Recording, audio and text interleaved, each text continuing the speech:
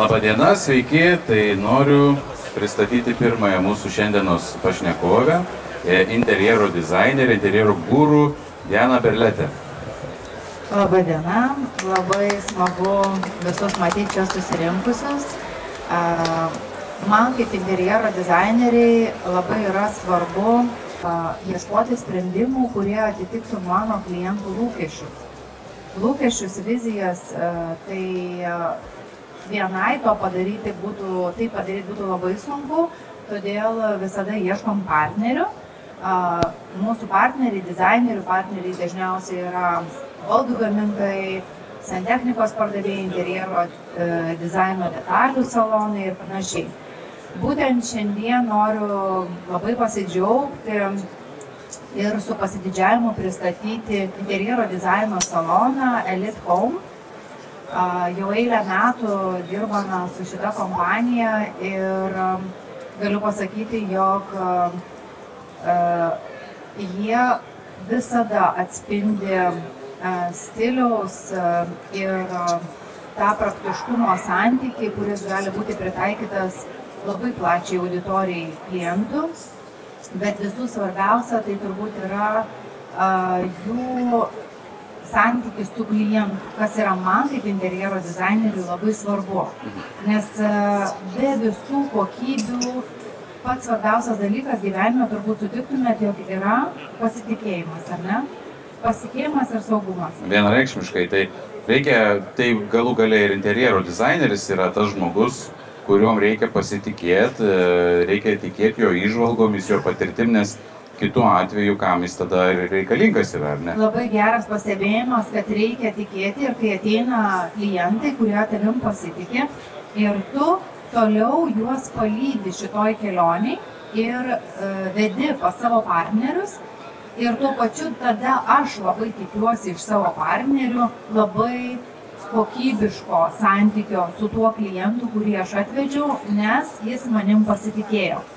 Tai į Elite Home namus, tai pavadinkime, aš galiu vesti drąsiai, nes svarbiausia, kad tai yra kompanija, kuri nesistengia tik parduoti, kad nėra taip, kad visi malonūs, kol jis siūlo prekę, žinot, o paskui rankom patrina ir sako sekantis.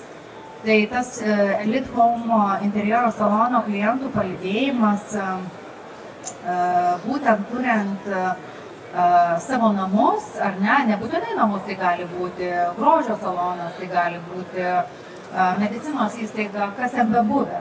Atrodytų toks dalykas, kam čia reikia to palydėjimo, kam čia reikia to kažkokio tai patarimo, ar ne, juk atėjau, pamačiau, kas man patinka, išsirinkau ir išėjau, ar ne? Bet ar pačiam visą laiką tai pavyksta paimti ir išsirinkti, suderinti? Ar tai jums atrodytų pačiam lengva? Man tai yra labai lengva, nes aš ateinu ir išsirenku tai, ką žmona parodo su pirštu. Tai va, tai čia toksai geras būdas, ar ne? Ir iš tikro tokį pavyzdį dar duosiu, kad, žodžiu, Kretingoj žmonės nusipirko, klientai, nuostabi šeima nusipirko namą. Tas namas buvo visai netinkamos apdailos, ar ne, ir klientai nusprendė visą namą pakeisti. Nu, tai prasme, mes ten pasirinkom spalvas, koncepciją, visą kitą, taip toliau ir panašiai, ir padarėm gražiausią virtuvinį, ir baldus gražiausius, ir stovim, visi žiūrim ir sakom, kažkaip tai tiek dirbom, nieko nesimato. Kažko trūksta, ne, ar neišpildyta? Nu, visiškai, tai ką ta dizainerė čia darė, ta prasme, kad nieko nepadarė. Ir tada yra būtent tas paskutinis žingsnis, tai yra interjero dizaino detalės ir suvedimas interjero į tą vieną visumą, į tą jaukumą, ar ne, sakykime.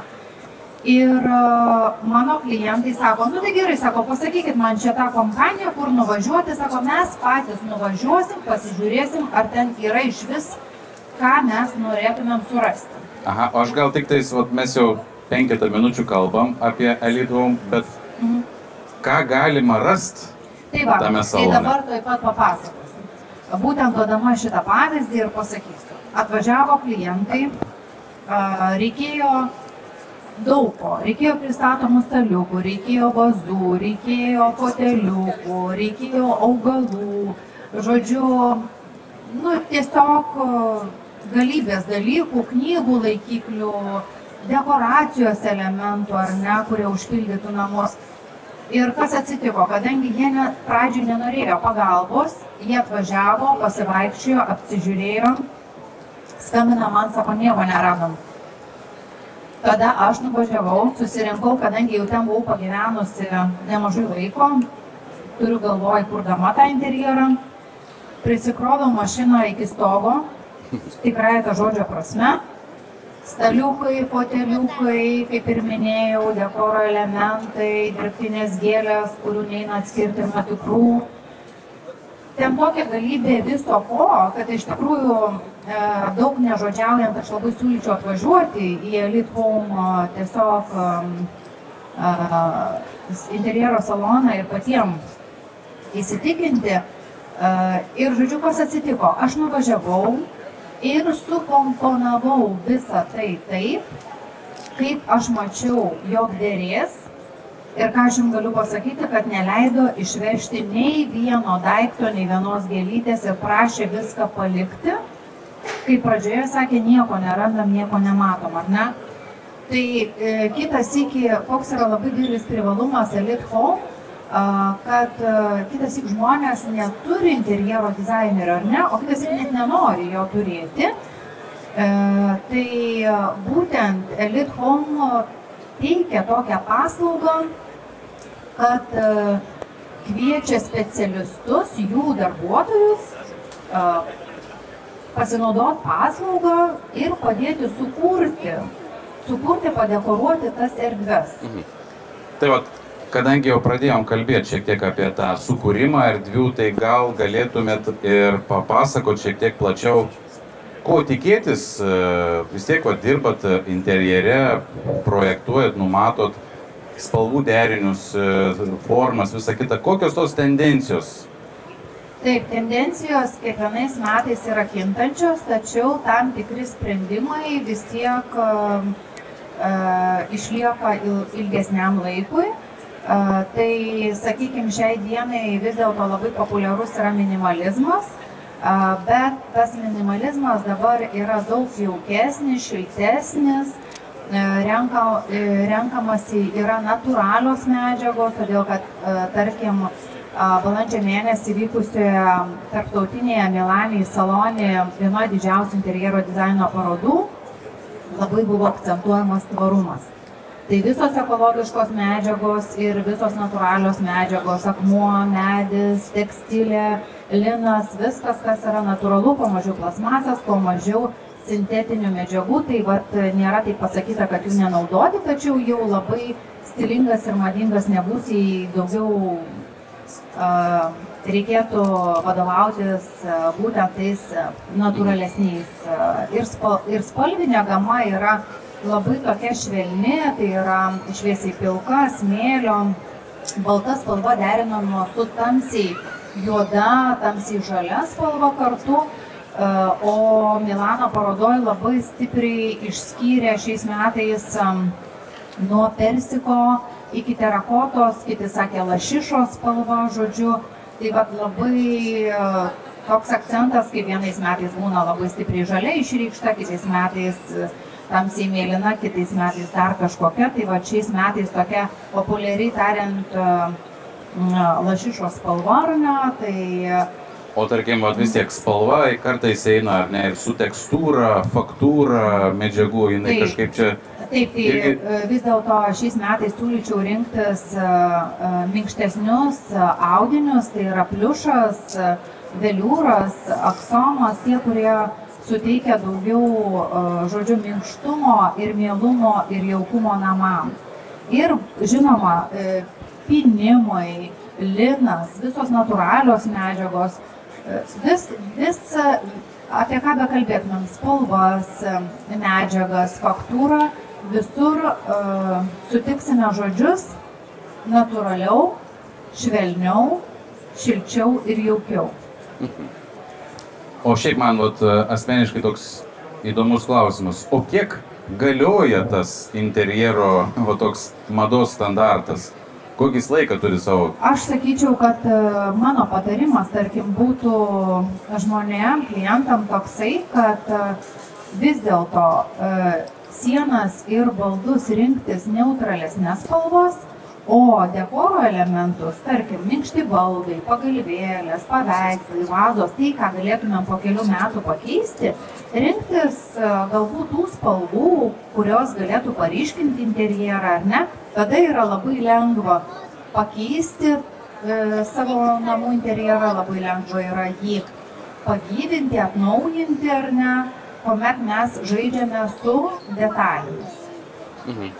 O dar irgi minėjot natūralumą, pavyzdžiui, čia, ne, irgi yra bonciukas, turbūt taip pavadinkim, tai jis yra gyvas ir tuo pačiu jau nebelabai.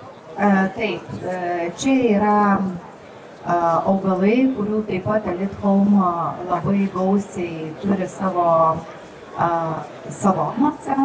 Tai augalai nereikalaujantis priežiūros, labai paprastai ir žmoniškai pasakius, tai yra ištrauktas vanduo, ar ne, iš augalų ir, žodžiu, jie yra specialiu būdu taip padaryti, jog laiko labai daug metų be jokios priežiūros.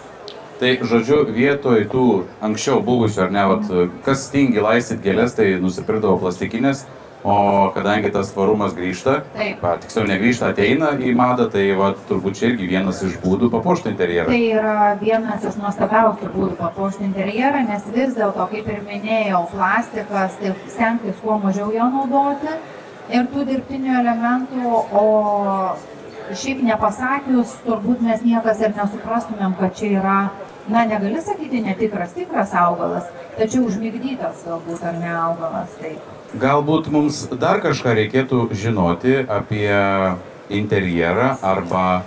Taip, žmonės neretai klausia, tai kokį dabar stilių pasirinkti, kas čia dabar yra madinga.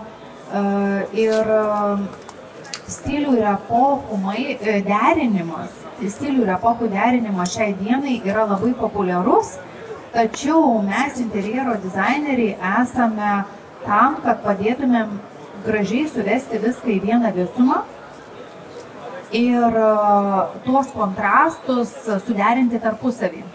Tai labai svarbu, kad žmonės, dabar ir populiaru tai yra, ir aš pati labai mėgstu tai siūlyti, kad žmogus kurtų savo namus. Ne kažkoks tai švediškas, daniškas, itališkas stilius, žodžiu, bet Ievos ir Dariaus namai, ar ne Mindaugo namai, ar Mindaugo biuras? Ne, būtų Mindaugo žmonos namai. Mindaugo žmonos namai. Tai va, ką noriu pasakyti, vis tiek kažkas tose erdvėse gyvena ir būtent kuriamos tos erdvės yra tiem, kas juose gyvena.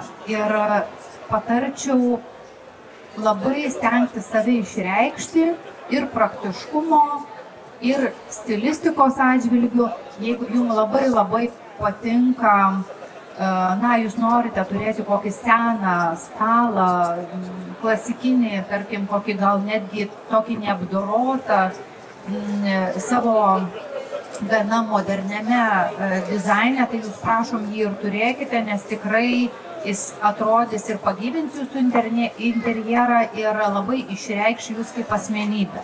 Tai lygiai taip pat, kaip mes galime kažkokiam labai jaukiam, vos ne, kone, tarkim, na, ne klasikiniam, bet menančiam klasiką ar ne stiliuje turėti kažkokį modernistinį paveikslą. Tai tiesiog kurkime savo namus. Supratau, žodžiu, reikia įnešti dalelę savo pomėgių, veiklos. Aš kadangi su interjeru neturiu nieko bendro, mano darbas skaičiuot sąmatas, bet, pavyzdžiui, turiu tokių klientų, kurie netgi namus statosi pagal savo pomėgius. Pavyzdžiui, turėjau atvejį, kada automobilių sporto entuziastas statė savo namus, tai labai irgi įdomiai visą savo namą, tai buvo suprojektavęs, kad jam būtų miela, faina. Jis netgi ten tai buvo pasidaręs, kad mėgamasis būtų garaže.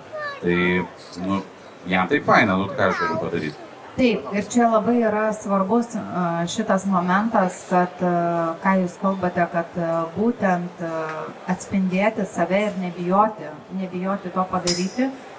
Ir, kaip sako, čia vienos parodos metu buvo pristatytos tokios šviestuvai, kaip atrodytų daug balionų pakabinta. Ir kažkas paklausė, sako, kaip kilo dizaineriai šitą idėją. Ir kažkokio vakarėlio metu, jinai stebėdama pro langą, kitą vakarėlį pamatė labai daug balionų ir nusprendė sukurti tokį šviestuvą. Ir atrodytų, kaip čia gal vaikiška, bet jie tapo labai populiarūs, tai nebijoti eksperimentuoti, nebijoti nusišnekėti, nes kai mes kuriame savo, tai mes niekada nesuklysime, nes tai yra mūsų namai. Tai ką, tai labai malonu buvo pakalbinti gerbiamą Dianą, tai jeigu turėsite kokių klausimų, jai, tai manau, dar pabūsit gal? Taip, dar pabūsit. O jau minėtą Elite Home saloną arba dalį jos, labai mažą dalį jos galite rasti va štai čia už šitos gražios sienutės sekančiam stende.